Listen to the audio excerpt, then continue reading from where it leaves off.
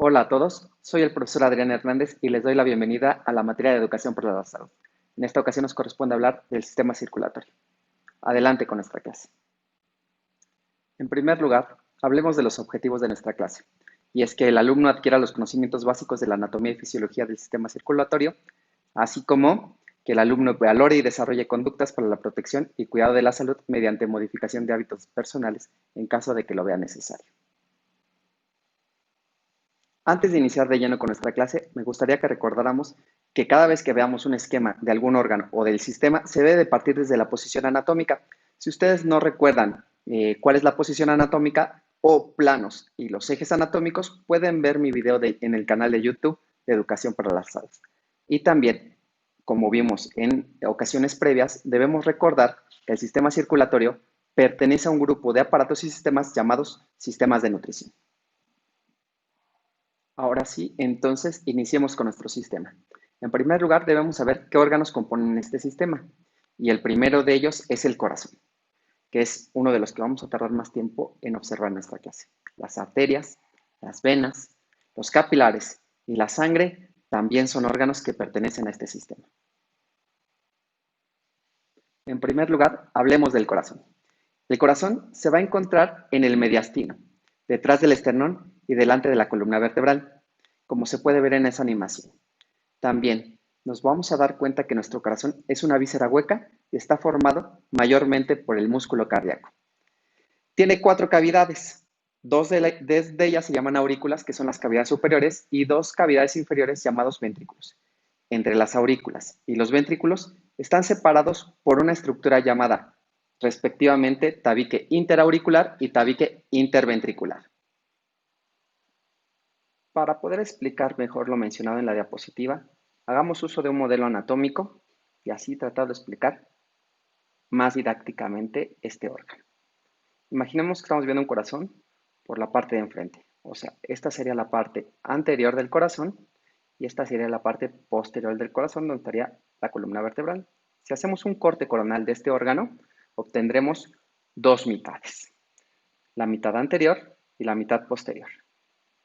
Enfoquémonos en la mitad posterior, en donde podremos observar las 4 cavidades, la aurícula derecha y la aurícula izquierda, el ventrículo derecho y el ventrículo izquierdo, y también el tabique interventricular. Si observamos también la parte anterior del corazón, observaríamos también este tabique interventricular y además se alcanza a apreciar de mejor manera el tabique interauricular. Continuamos con nuestra clase. Si nos enfocamos otra vez en el corazón y observamos los tejidos de los cuales está compuesto o está rodeado, vamos a poder observar que son 3 tipos de tejidos. Y nos vamos a ir desde la parte más interna hasta la parte más externa.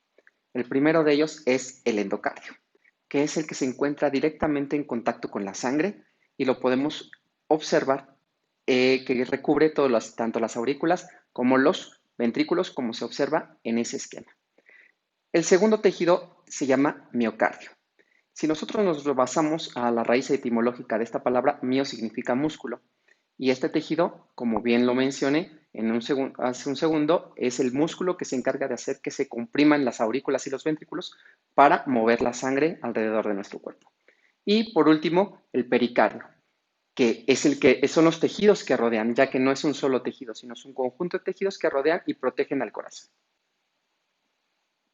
Ya habíamos mencionado que había una estructura que dividía a los ventrículos y a las aurículas y estaba entre ellos, pero también va a haber una estructura que va a dividir a la aurícula derecha del ventrículo derecho y a la aurícula izquierda del ventrículo izquierdo, y esas estructuras se llaman válvulas aurículo-ventriculares.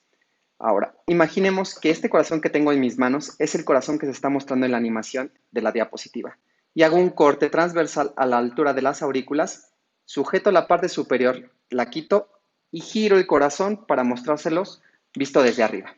Y eso es lo que obtendríamos. Y para poder estar claros en la orientación, aquí voy a señalar con un láser la parte anterior del corazón, en donde estaría el esternón, y la parte posterior del corazón, en donde estaría la columna vertebral. Bien, la válvula tricúspide va a ser la que va a dividir a la aurícula derecha del ventrículo derecho. y la válvula mitral va a ser la que divida a la aurícula izquierda del ventrículo izquierdo. Los tabiques interventriculares e interauriculares son muy importantes, ya que evitan que la sangre o los dos tipos de sangre que existen se mezclen, porque en el lado derecho del corazón va a circular sangre con dióxido de carbono y del lado izquierdo va a circular sangre con oxígeno. Y si existe algún defecto de estos tabiques, va a haber una mezcla y por lo tanto no va a llegar suficiente oxígeno a todas las partes del cuerpo o no se van a recoger de forma adecuada los desechos que van emanando todas las células.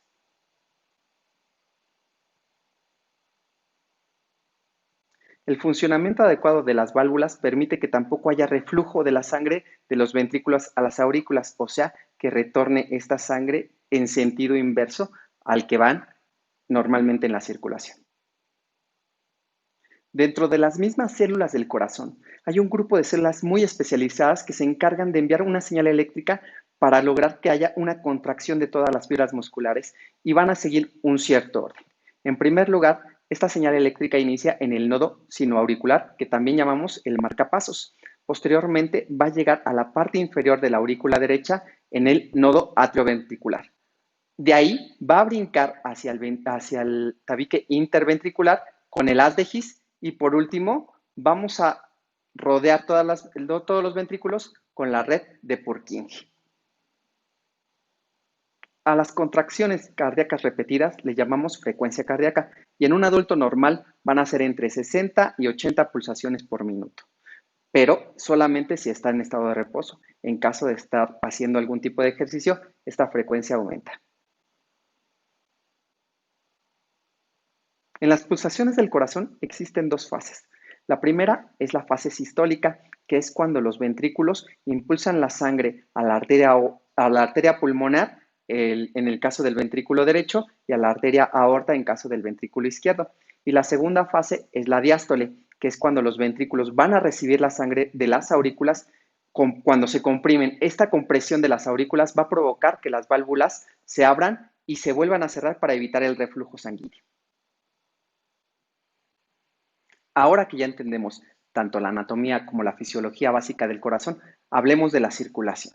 La circulación va a dividirse en dos grandes grupos y se va a clasificar según la distancia que recorra la sangre una vez que salga del corazón y que retorne nuevamente a él. La circulación menor es la que va a iniciar cuando en la aurícula derecha desemboque la sangre que viene de la vena cava superior y la vena cava inferior. Posteriormente va a pasar de esa aurícula al ventrículo derecho a través de la válvula tricúspide y va a salir del ventrículo a través de las arterias pulmonares. Ahí la sangre que traía dióxido de carbono se va a oxigenar y va a retornar al corazón por las arterias pulmonares hacia a la aurícula izquierda. Y de la aurícula izquierda va a pasar al ventrículo izquierdo por la válvula mitral. Ahora veamos a la circulación mayor. La circulación mayor es cuando la sangre oxigenada, o también llamada sangre arterial, sale del ventrículo izquierdo por una gran arteria llamada la arteria aorta. Esta arteria aorta va a ir ramificándose conforme va avanzando y esta a su vez se va a volver a ramificar, haciendo que cada vez estos vasos vayan siendo más pequeños hasta llegar a unos vasos tan delgados como los cabellos, por eso se llaman capilares arteriales. Durante su trayecto van a estar repartiendo oxígeno y nutrientes a todas las células del cuerpo que lo vayan requiriendo. Conforme lo van repartiendo, también van a ir recogiendo los desechos metabólicos de esas células en los capilares venosos. Esos capilares venosos se van a ir engrosando conforme van avanzando hasta ser venas más grandes y convertirse en la vena cava superior y en la vena cava inferior, que va a desembocar en la aurícula derecha. Y así es como termina la circulación mayor. Hemos terminado con nuestra clase del día de hoy. Ahora corresponde hacer la tarea, que es un esquema coloreado y dibujado por ustedes y colocando los nombres tanto en inglés como en español, así como entrar a la plataforma de Kahoot en la aplicación o en su página de internet con el Game Pin para resolver el cuestionario de nuestra clase. En la siguiente clase continuaremos con el sistema circulatorio.